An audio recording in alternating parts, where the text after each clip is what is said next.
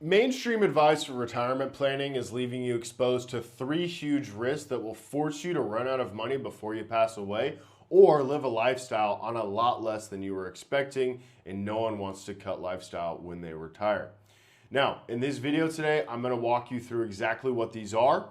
I'm going to show you why they're important, and I'm also going to talk about the solutions so that you don't really have to even worry about these things. My name is Jeff Hanna. I teach people how to minimize what they pay to the bank in the form of interest and to the government in the form of taxation, and then maximize their cash flow so that they can live a good, happy life. People assume that when they retire, they're going to be in a lower tax bracket, but IRS data tells us that that's not actually the case. About 80% of people, when they go into retirement, they stay in that same tax bracket.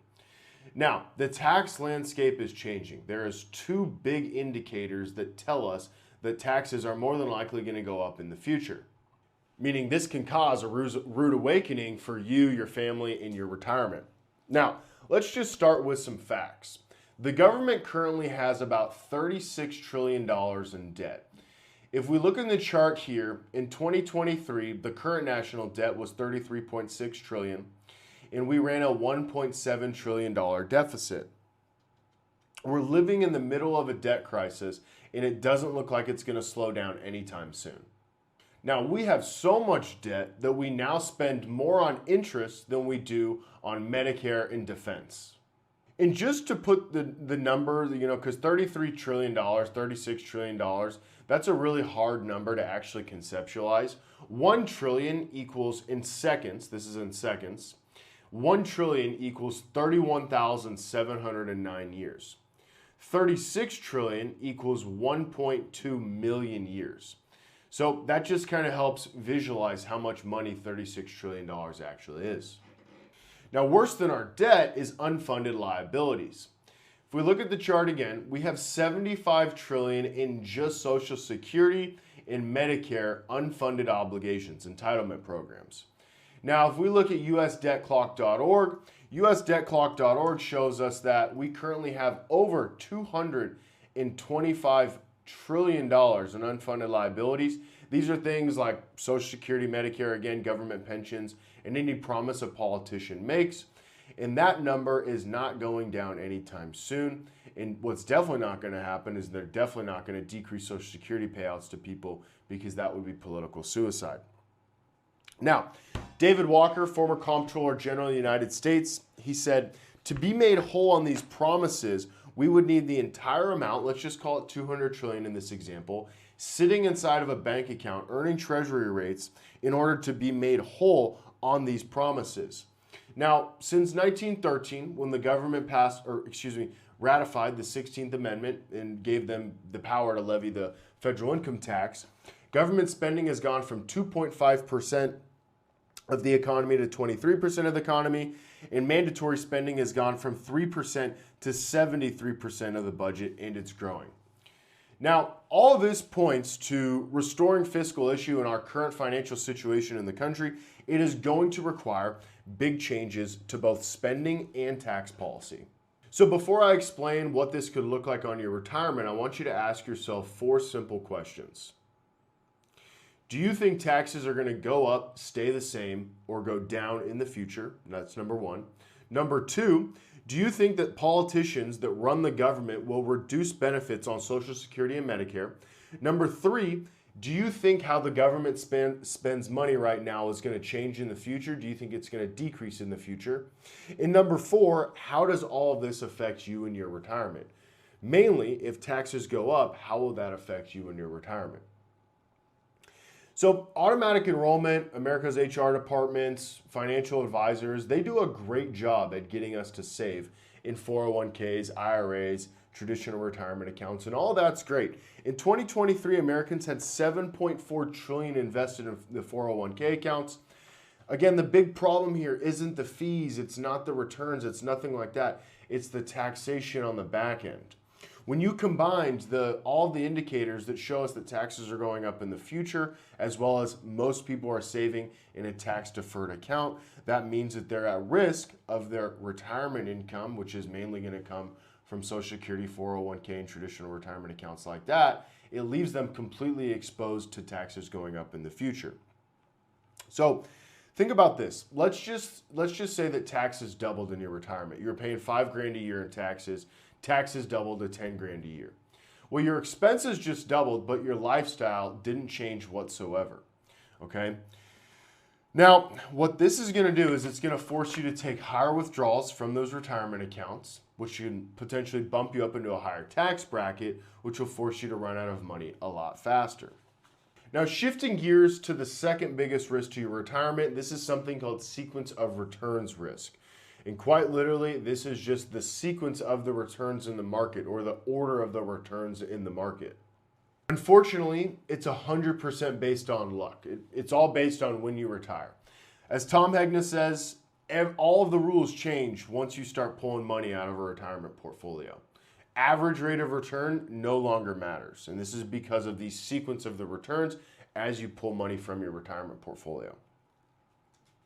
So we're going to look at two scenarios, 2000 to 2010 and 2010 to 2020. Same married couple in both scenarios. Let's say they have $1 million saved up. They're pulling $50,000 a year from those tax-deferred retirement accounts. Now, let's just look at the returns from 2000 to 2010. In 2000, it went -9%. 2001, -11%. 2002, -22%. Plus 28%, plus 10%, plus 4%, plus 15%, plus 5%. -36% in 2008. 2009, we had 23% gain. 2010, 12% gain. So when we do the math on that, if they had $1 million saved up in 2000, they pulled $50,000 a year to live off of. In 2010, they would have ended up with $368,000 left. Compare this to 2010 to 2020. 2010, we had plus 12%, plus 2%, plus 16%, plus 32%, plus 13%, plus 1%, plus 12%, plus 21%. 2018, first down year, -4%. 2019, 28%, plus 28%, excuse me. 2020, plus 16%. Same couple, $1 million pulling $50,000 a year. In 2020, they would have ended up with $2.6 million. So the difference between the two is about $2.3 million. And it's all based on luck. And this is because traditional retirement accounts, they're set up, leaving them exposed to that sequence of returns risk. There are no contractual guarantees within these traditional retirement accounts. There's no 0% floors. There's no contractual guarantee of long-term income. Nothing like that. You're 100% exposed to the risk of the market. Now, I know some people are going to say that you rebalance portfolios and things like that. A lot of people aren't actively doing this, first of all. And second of all, when they talk about rebalancing portfolios, a lot of it's in bonds. You're still exposed to sequence of returns with bonds. Granted, less. However, this is something that must be addressed when you retire. Okay. And the third risk is a risk that most people, they do not want to accept the idea that this can happen to them. It happened to my grandma, it happened to my grandpa, and it happens to a lot of people out there. So with that being said, I'm going to talk to you about the consequences of your needing care when you get older. Because when you live a long life, you get old. When you get old, you might get frail or sick. And when you get frail or sick, that is going to cost money. Potentially a lot of money. Now, the chances of you ending up in a nursing home, slim to none. Okay, here's some stats directly from the U.S. Department of Health and Human Services. 56% of Americans will develop a disability serious enough to require long-term care. 1 in 5 adults will need care that lasts longer than 5 years. If you need care on average, it will cost you over $120,000. 14% of adults will spend $100,000 out of pocket, and significant care will cost over $200,000 on average. Now, like I said, the chances of you ending up in a nursing home, they're slim to none. But in the event that it does happen, traditional retirement accounts are not designed to pay for this. Traditional retirement accounts are meant to supplement income. Insurance typically does not cover this cost either, nor does the government, with the caveat being if you have long-term care insurance, that would cover these long-term care events. There's problems with long-term care insurance that I will talk about in a future video. But long-term care isn't just necessarily ending up in a nursing home. Long-term care could be just assistance with simply 2 of 5 daily living activities, things like putting your shoes on, brushing your teeth, bathing yourself, things like that. Now, in the insurance world, they call these daily living activities. And like I said, when you can't perform 2 out of the 5, that's when you need long-term care. So the most cost-effective way to pay for this long-term care is going to be with something other than a traditional retirement account. Typically, it's actually not even a long-term care policy. So to sum it all up, there's 3 huge risks that you're exposed to right now in your traditional retirement accounts. Number 1, taxation and the risk of taxes going up in the future, which would double your expenses if taxes doubled. If taxes went up by 25%, that would cause a 25% increase. By the way, income from taxable accounts is going to trigger potential IRMA surcharges, which is looking like it's going to come down in the future, which will decrease your net benefit from Social Security. I'm going to link another video on how that could affect you in the description below. Sequence of returns, which is really market volatility. There's no protection in your traditional retirement accounts from this. And then long-term care. So those 3 things, they're a huge risk that could bankrupt your retirement portfolio if you do not protect yourself and mitigate yourself from these risks. There's a risk multiplier to all of this, which makes all of those risks much more risky, right? And this is longevity risk. This is the longer you live, the more risk that there is in the portfolio. Now, okay, I gotta get compliance out of the way. This is not financial advice. Check with your CPA or financial advisor before making any decision. I'm just a random guy that you met on the internet. Do not make any decisions without consulting a trusted advisor. Now that the compliance is out of the way, what are the solutions? Well, number 1, you can move taxable accounts into a tax-free environment. The most common way to do this is a Roth conversion. Also, one of the most boring ways to do it. Another way to do it is a star conversion because you get a discount on the taxation and the income can look very nice on the back end. I'm not going to go into details of either of those things in this video. I will have other videos in the future that explain both of them. For a Roth conversion, really, it's great for the taxes, right? Because you're insulated from that taxes going up in the future, but you're still at risk of sequence of returns and you're still at risk of long-term care because you're in, a Roth account, which is just a traditional retirement account, but with a tax-free status on it.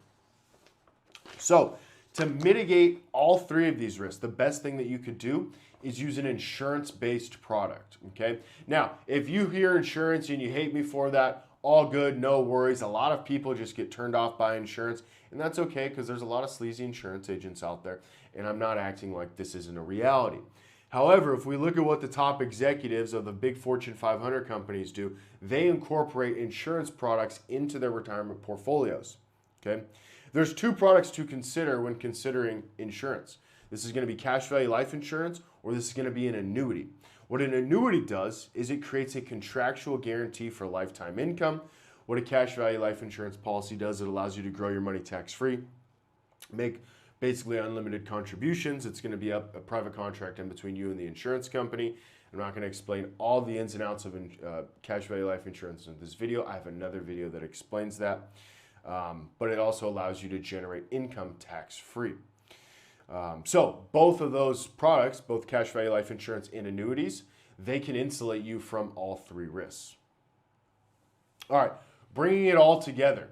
You're more than likely saving for retirement in a tax-deferred account. This is a 401k, an IRA, or something like that. This leaves you exposed to the top 3 risks for your retirement, which can lead to draining your savings a lot faster than you were expecting, which is not good and not what you want to worry about when you retire.